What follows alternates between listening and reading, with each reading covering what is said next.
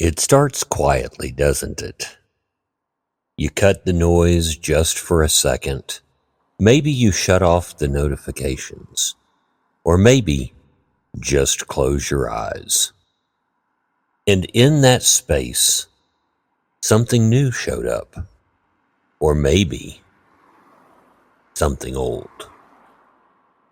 Something you forgot was still there. Your voice. This week was about clearing the clutter in your head, clearing the voices that don't belong, clearing the lies about worth and motion and busyness. We talked about how the loudest noise is often you. How information doesn't mean clarity. How stillness is not laziness. And how some people only bring static. Or how quiet is a skill. And how your voice, your true one, has been waiting for space.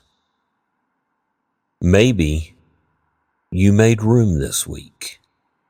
Or maybe you're just starting to notice the crowd. Either way, I'm glad you're here. The road doesn't get quieter, but we can. And that makes all the difference.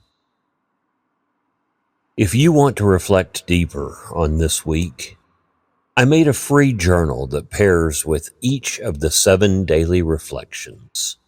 You can find it at coleredding.substack.com.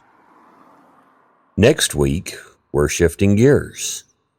The road won't be silent, but we'll talk about how to listen differently.